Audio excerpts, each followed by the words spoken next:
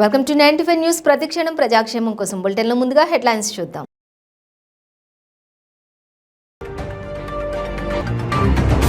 పాలమూరు జిల్లాలో పర్యటించిన ప్రధాని జాతీయ పసుపు బోర్డు ఏర్పాటు చేస్తున్నట్లు ప్రకటన. ఏపీలో అన్ని వర్గాల ప్రజలను సమస్యల వలయంలోకి నెట్టారన్న మాజీ మంత్రి కళా వెంకట్రావు. ప్రజలను మభ్యపెట్టడానికి జగన్ రెడ్డి ప్రదర్శిస్తున్నారని ఆగ్రహం. తిరుమలలో భారీ కొండ చిలువ హల్చల్, భయాందోళనకు గురైన స్థానికులు. అమెరికాలో ఎన్ఆర్ఐ టీడీపీ ఆధ్వర్యంలో చలో ఇండియన్ కౌన్సిలేట్ కార్యక్రమం. చంద్రబాబును వెంటనే విడుదల చేయించేలా చర్యలు తీసుకోవాలని వినతి. ఇక డీటెయిల్స్ చూస్తే ప్రధాని నరేంద్ర మోదీ పాలమూరు జిల్లాలో పర్యటించారు. శంషాబాద్ విమానాశ్రయం చేరుకున్న మోదీ అక్కడి నుంచి హెలికాప్టర్లో భూత్పూర్కు వెళ్లారు. పాలమూరు పర్యటన సందర్భంగా ఆయన 13,545 కోట్ల విలువైన అభివృద్ధి పనులకు ప్రారంభోత్సవం చేశారు. కరోనా సంక్షోభం సమయంలో కూడా పసుపు విలువ ఏంటో అందరికీ తెలిసిందని, తెలంగాణ పసుపు రైతుల సంక్షేమానికి కేంద్రం కట్టుబడి ఉందని మోదీ స్పష్టం చేశారు. ఎన్నో ఏళ్లుగా ఎదురు చూసిన జాతీయ పసుపు బోర్డు ఏర్పాటు చేయాలని నిర్ణయించినట్లుగా తెలిపారు. పసుపు బోర్డు ఏర్పాటుతో పసుపు సాగుదారులకు విస్తృత ప్రయోజనం చేకూరుతుందని పేర్కొన్నారు. जिससे यहाँ के लोगों के जीवन में बहुत बड़े बदलाव आएंगे।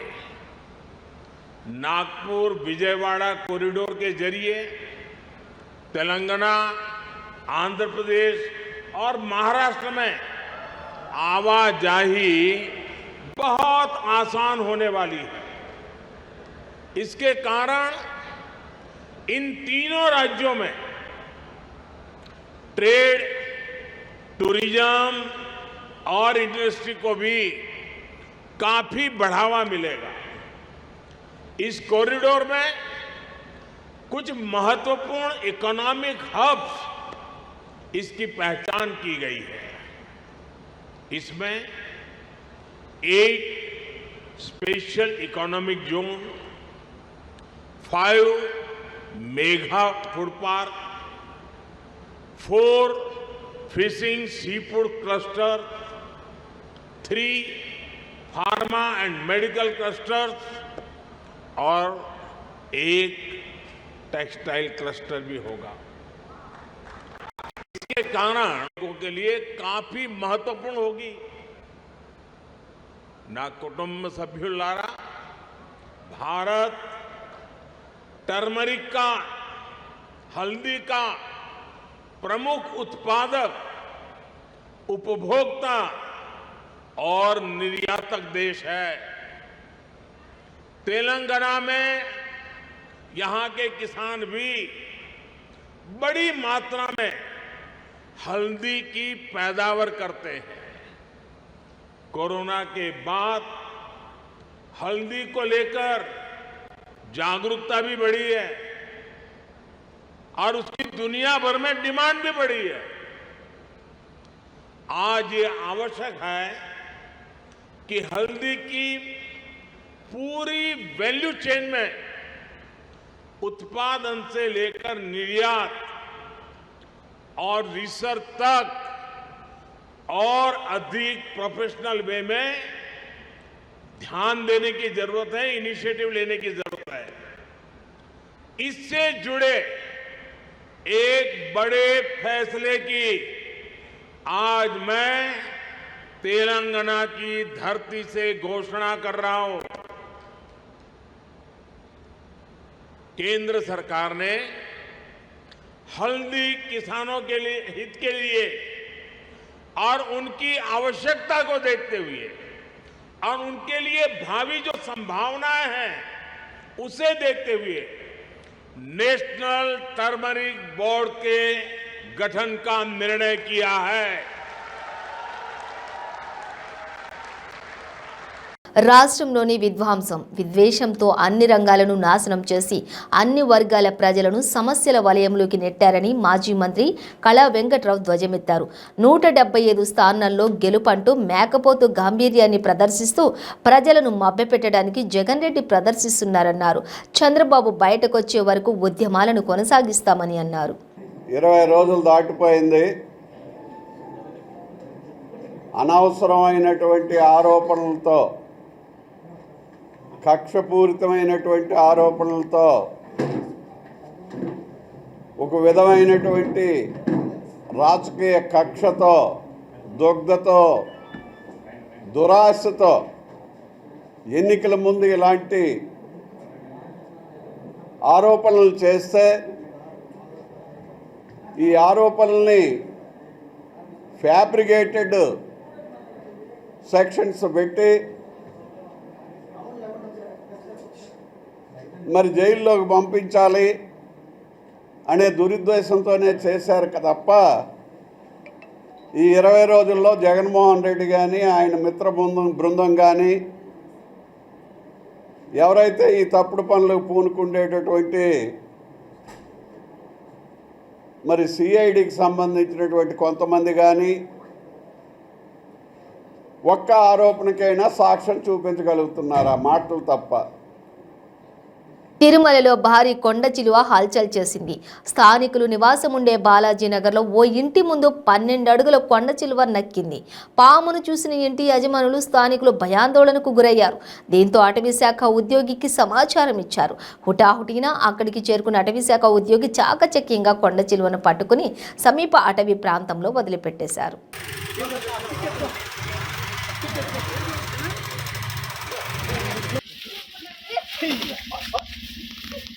అమెరికాలో ఎన్ఆర్ఐ, టీడీపీ, జనసేన సంయుక్తంగా చలో ఇండియన్ కాన్సులేట్ కార్యక్రమాన్ని నిర్వహించాయి. బే ఏరియాలోని ఎన్ఆర్ఐలు deputy consul general of Indian San ఫ్రాన్సిస్కోకి మెమోరాండం సమర్పించారు. చంద్రబాబును వెంటనే విడుదల చేయించేలా చర్యలు తీసుకోవాలని కోరారు. 21 రోజుల నుండి చంద్రబాబు నాయుడు గారిని అరెస్ట్ చేశారండి. ఇది అక్రమం అండి. చంద్రబాబు నాయుడు గారు ఈ వయసులో పడాల్సిన హక్కు కాదండి.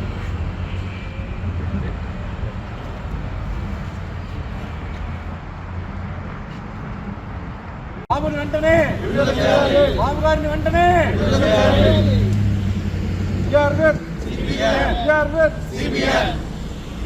జై చంద్రబాబు.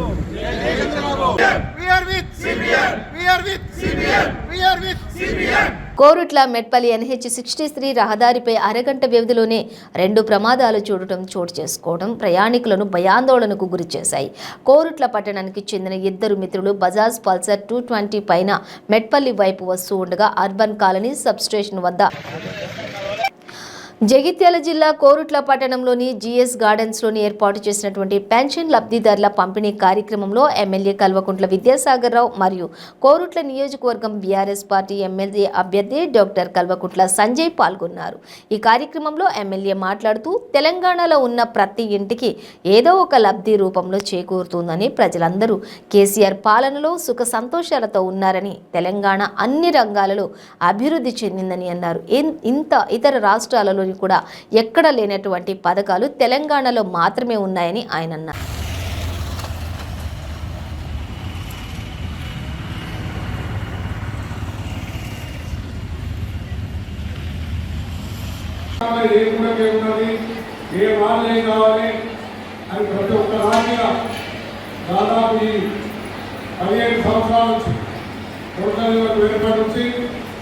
గ్రామాలు కానీ వాటిలో కానీ క్రికెట్ మాడలేదు మాట దొరుకుతాం ఎక్కడ వచ్చినా ఏ పెళ్లికైనా వచ్చినా ఏ ఇంట్లో గొడవలు చేసుకున్నా వచ్చినా మీరు ఏ చిన్న ఫంక్షన్ చేసుకున్నా పిలిచి వచ్చినా మీరు ప్రేమ అక్కడ నా మీద గౌరవం ఉన్నది. ఆ గౌరవంతో నన్ను పిలిచినప్పుడు ఎవరైనా కూడా కావాలనుకుంటా ప్రతి ఇంటికి కూడా వచ్చి అందరూ సహకారం తీసుకోండి. మీరు అందరూ కూడా నన్ను ఆశీర్వదించి గెలిపించారు. అదేవిధంగా నీ ముందు ఖర్చులో అభివృద్ధి జరుగుతుంది. ఆయన ఒక పెద్ద రాష్ట్రం వెన్నుపూట రాష్ట్రం అది మా వాళ్ళు పుట్టవాళ్ళు చాలా మంది పోయిన వాళ్ళు ఉన్నట్టు ఇష్టపడతాడు. పోతాడు భీమారాయణ రాకుండా వేరే డాక్టర్ తీసుకొని చూపించి ఆ డాక్టర్ ద్వారా పైసలు అన్వయించి నా వాళ్ళు నా పొట్టకి వచ్చి మా నిజవర్గం తెచ్చిందని చెప్పే విధంగా ఏర్పాటు చేసి అందరినీ ఆంధ్రప్రదేశ్ చాలా మంది కొంటున్నారు. మరి అదేవిధంగా వైద్యం యశోదపై కష్టపడకుండా వారానికి 4 రోజులు కొడుకున్న పొద్దున 7 గంటల నుంచి 8 గంటల వరకు, వారానికి ఒక 4 రోజులు పెట్టిన 7 గంటల నుంచి 8 గంటల వరకు ఉచితంగా ఫీజు లేదు, డాక్టర్ ఫీజు తీసుకున్నది లేదు. ఉచితంగా మీరు ఇవ్వాల్సిన SC తనని అయిపోతే తన వెనుకూస ప్రాబ్లం అయితే వెనుక కానీ నడుము నొప్పి నిద్ర నొప్పి కానీ వెనుకూసారు తన శరీరం అంతా దాంట్లో ఉంటుంది. అది ఒక ఆపరేషన్ చేయాలంటే ₹1,00,000 అవుతాయి. అట్లా పెద్ద డాక్టర్ హైదరాబాద్ ఉన్న డాక్టర్ వల్ల పెద్ద డాక్టర్ ఎందుకంటే వెనుకూస డాక్టర్ ఎవరంటే ఇలా తెలియజేస్తాం.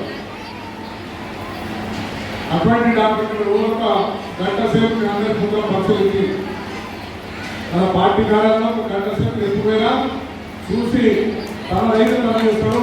తనకు రాకపోతే ఈ ఫలానా డాక్టర్ దగ్గర పోండి, కరీంనగర్ పోండి, నిజామాబాద్ పోండి అని డాక్టర్లకు ఫోన్ చేసి చెప్పి వైద్య రూపంగా కూడా మనం రాసుకుంటాం. నేను ఒక అభివృద్ధి చేసిన డాక్టర్ పైన రాదు, ఆయన అభివృద్ధి చేస్తాడు. మీరు డాక్టర్ పైన అభివృద్ధి చేస్తానికి అవకాశం నాకంటే ఎక్కున్నారు. కేటీఆర్ ఇద్దరు రాసినట్టు ముఖ్యమంత్రి గారి కొడుకు కేసీఆర్ కొడుకు తారక రామారావు ఉన్నారు, ఇద్దరు కలిసి చదువుకున్నారు. అంతకంటే ఎక్కువ అభివృద్ధి చేసడానికి అవకాశం ఉంటుంది మనం. నేనంటే కేటీఆర్ చిన్న వయసు, నా కొడుకు వయసు సేమ్ వయసు ఉండే వాళ్ళు ఇద్దరు. మరి నేనేమో పిల్లవాల్సి నేను పిల్లలు కానీ నేను ఎప్పటి నుండి పనులు చేసుకునే అవకాశం ఉంటుంది. రెండు అయిపోయినాయి. 3 విధాలు ఆమె చెప్తున్నాను. ఒక విధంగా అభివృద్ధి, ఒక విధంగా వైద్యం. 3వ పాయింట్ కూడా చెప్పాలి. మీరు అందరూ చూసినారు ఇక్కడ జాబ్ మీద పెట్టిన ఒక 100 మంది ఉద్యోగాలు ఇప్పించాం. మన నిజవర్గంలో చుట్టుపక్కల నుంచి అన్ని జిల్లాలో 100 మంది ఉద్యోగాలు ఇచ్చాం. చాలా మంది ఆడపిల్లలు వచ్చారు. హైదరాబాద్ ఉద్యోగంలో పోతాం సార్ ఇంటి చేసుకుంటా ఉద్యోగం చేస్తాం పేరు 100 మందికి ఇప్పించాం. మొన్న ఒక బేకర్ క్యాంప్ ఇప్పించాం. ఇంతకుముందు 2-3 క్యాంపులు పెట్టామన్నా చెరువు ముక్కు గొంతు పనులు చూపించాం. చెవులు విధానం వాళ్ళకు ముక్కు ప్రాబ్లం వాళ్ళకు గొంతు ప్రాబ్లం వాళ్ళకు చూపించాం. అప్పుడు ఒక మహిళా డాక్టర్ వచ్చింది. ఆమె దగ్గర మమతా దీనిని చెప్పి 3 నెలల మొదలు పెట్టుకునే ఒక పర్మిషన్ దొరుకుతున్నారు. 3 నెలల రోజులు బుక్ చేసుకోవాలి. అటువంటి ఆ డాక్టర్ కూడా ఫోటో తీసుకొని చూపిస్తాం. ఒక మాట ఇస్తున్నాము చూసిందన్న చాలా మందికి క్యాన్సర్లు లక్షణాలు ఇక్కడ కొత్త ప్రాంతంలో 70 ప్రాంతంలో అది చెప్పగానే మనం ఉన్నటువంటి డాక్టర్ కూడా పెట్టుకున్నాం. మన ఆఫీస్ కూడా పొద్దు నుంచి వాళ్ళందరూ కూడా క్యాన్సర్ టెస్ట్ చేపిస్తాం అనుకుంటున్నాం. ఇవన్నీ ఎందుకు చేసినాం? ఏదో లబ్ధి కోసం కాదు, రాజకీయ లక్షలు సంపాదించుకుని ఆశపడుతున్నారు కాదు. కష్టపడే సౌలభ్యం, కష్టపడే వృత్తి రాలేదు, కష్టపడే స్థాయికి గర్వంగా ఎక్కువ అన్ని బలివేస్తూ చిన్నపడుతున్నా. అదేవిధంగా కష్టపడిన ప్రజలు కాపాడుకోవాలి. మన తల్లి 4 సార్లు గెలిపించారు కనుక వాళ్ళకు కూడా నాకు చేయాలని ఇవ్వాలి. నేను డాక్టర్ కదా, హైదరాబాద్ కూర్చుంటే నాకు ఏసీలో కూర్చుంటే నాకు ₹1,00,000 కూడా వస్తాయి. అవన్నీ వదిలిపెట్టుకుని నేను కావాలని ఆలోచించాలి. పేద ప్రజలకు సేవ చేస్తూ కూర్చుండాలి. ఎన్ని కోట్ల రూపాయలను వెనబడి రావు. ఈ పేద ప్రజల ప్రేమతో వెనబడి ఆ ప్రేమ కోసం రావాలని చెప్పి అన్ని వదిలిపెట్టుకొని ఇక్కడికి వచ్చింది లేదు. ఇలా మీ అందరూ సేవ చేస్తాం ఖర్చు. ఎందుకంటే ఆంధ్ర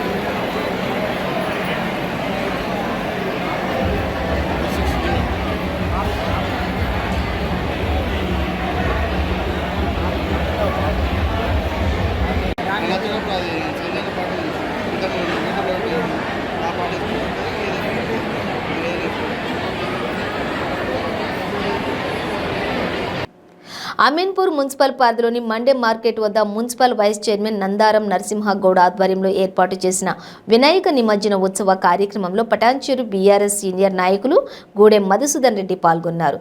ఈ కార్యక్రమానికి స్థానిక ప్రజాప్రతినిధులు, వివిధ గ్రామాల సర్పంచులు, ఉప సర్పంచులు, ఎంపీటీసీలు, మాజీ ఎంపీటీసీలు, సీనియర్ కార్యకర్తలు, గ్రామ ప్రజలు మరియు చుట్టుప్రక్కల కాలనీల ప్రజలు భారీగా హాజరయ్యారు.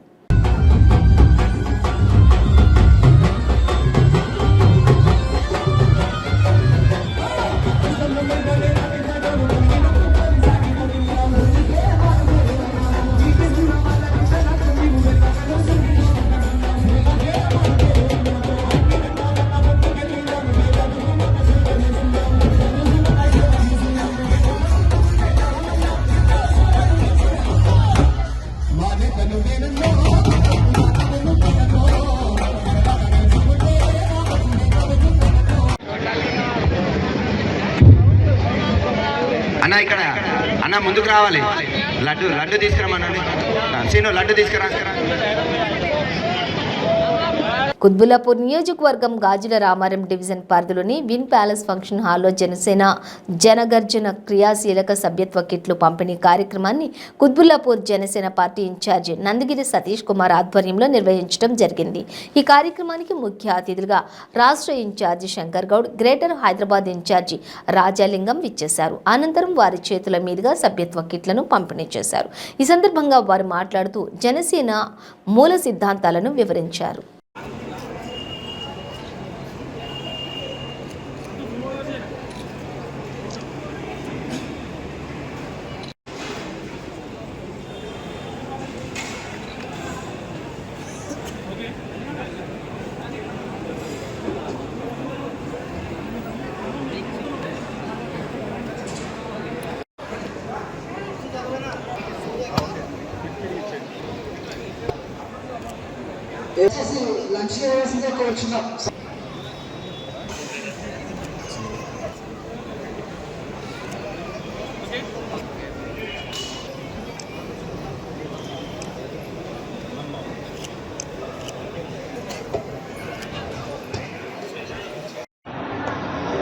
అందరికీ నమస్కారం.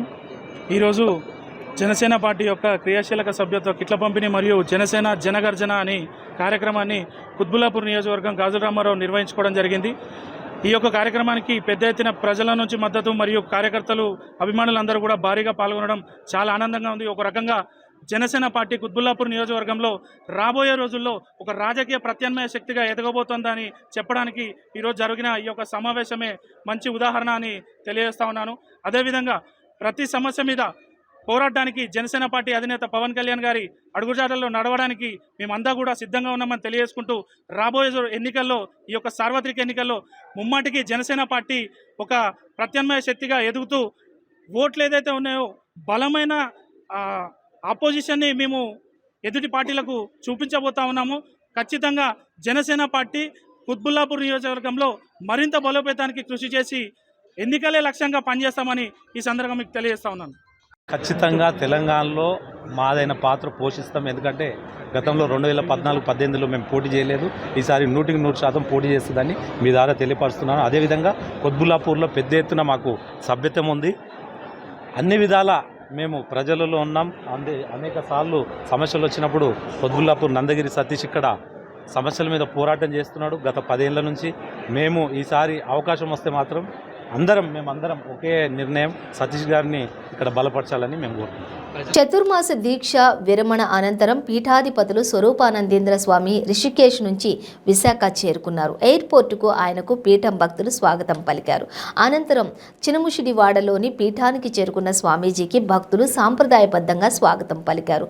రాజశ్యామలతో పాటు ఇతర దేవతామూర్తుల ఆలయాలలో స్వరూపానందేంద్ర స్వామి ప్రత్యేక పూజలు నిర్వహించారు. ఈ సందర్భంగా స్వరూపానందేంద్ర స్వామి మాట్లాడుతూ హిమాలయ పాద ప్రాంతంలో చాతుర్యాస్య దీక్ష విజయవంతంగా కొనసాగుతుంది. కొనసాగిందని అన్నారు. గంగా తీరంలో సనాతన వైదిక కార్యక్రమాలతో పాటు సేవా కార్యక్రమాలు విస్తృతంగా చేపట్టామని తెలిపారు. రాజశ్యామల ఆరాధనతో దీక్షాకాలం ప్రశాంతంగా సాగిందని అన్నారు. సింహాచలం అప్పన్న సన్నిధికి చేరుకోవడం ఆనందంగా ఉందని పేర్కొన్నారు. ఉత్తర భారతదేశంలో కొత్త ఒరవడి సృష్టించేలా వైదిక పరమైనటువంటి ప్రణాళికలు రచించామని స్వరూపానందేంద్ర స్వామి వివరించారు. విశాఖ శారదా పీఠం కార్యక్రమాల విస్తరణలో భాగంగా ఉత్తరాఖండ్, ఉత్తరప్రదేశ్ ప్రాంతాల్లో నూతన ఆశ్రమాలు నిర్మించదలిచామని చెప్పి ప్రకటించారు.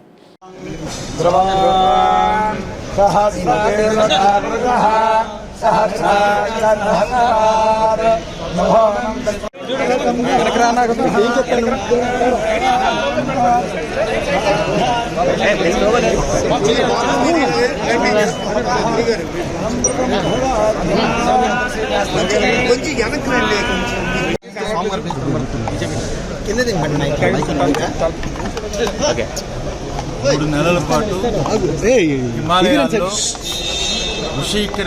ఋషికేశ్ ప్రాంతంలో గంగా తీరంలో చాలా అత్యద్భుతంగా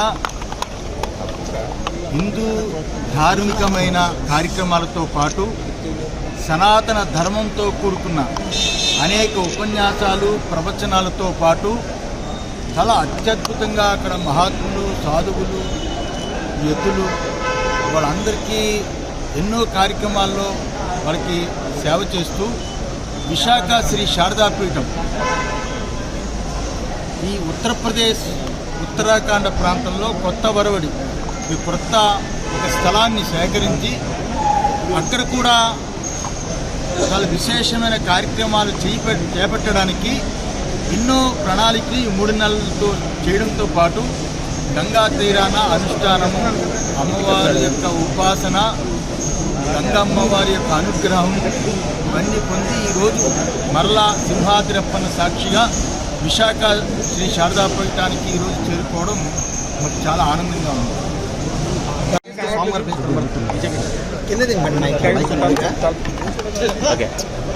మూడు నెలల పాటు హిమాలయాల్లో